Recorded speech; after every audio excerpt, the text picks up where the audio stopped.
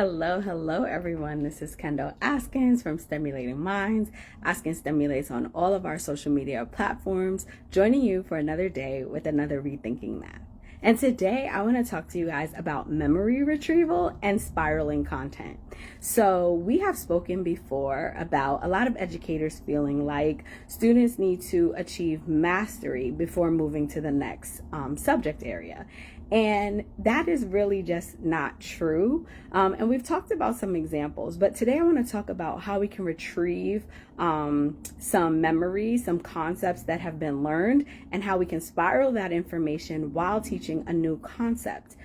This is not new, right? And in ELA, they actually do this a lot. If you take a dive into the ELA standards, what you'll notice is that over time, students are really studying the same topics over and over again. However, they study it at a deeper level each time they reach a new grade, right? So the topic might be the same and familiar, but then they unlock more. And what that allows them to do is it allows them to revisit the material over and over again. And so they have an understanding, and then it allows them to build. And a lot of educators approach math the same way, except they're taking the prerequisite or the knowledge that needs to be known before the new topic. They're spending a lot of time teaching that previous topic instead of teaching the new topic, right? And then what happens is students don't end up learning the new topic and they're running out of time.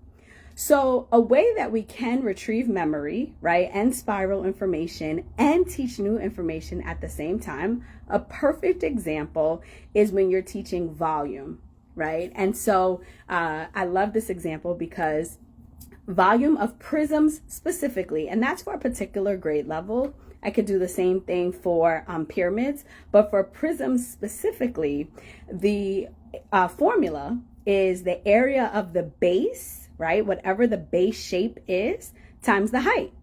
Well, in order to understand volume, you need to understand area and what it is. That's the prerequisite skill to understand volume. An area is two-dimensional, right? And volume is three-dimensional. So what you can do to retrieve memory is ask students, hey, what is area, right? Like, how do we find the area?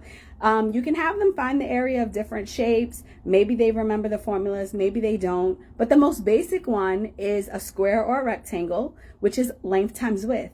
Majority of students know that formula. And so even just starting with length times width, right? Students are understanding what is area, filling the two-dimensional shape with squares, and then you can invite them to understand that volume is when we pop the shape up, right? So it's height added to the length and the width. And that's why there are 3 units: length, width, and height.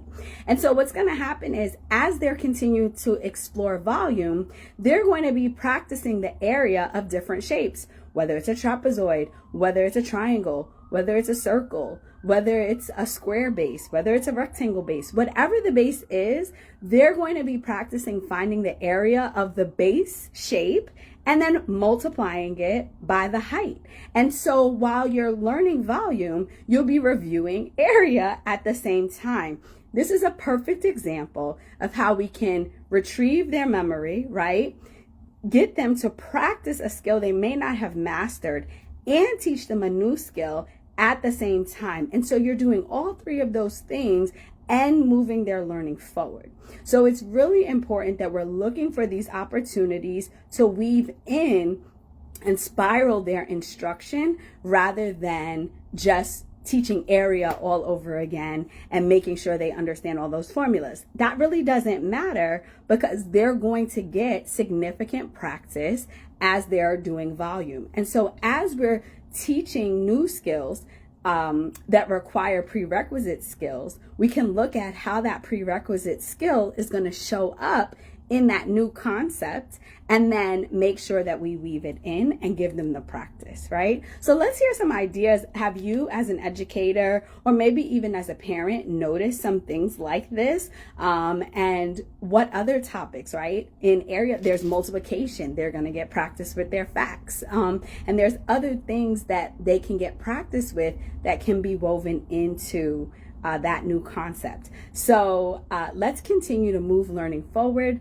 being unstoppable, and make sure that our children are maximizing their success. I'll see you back here next week for more fun.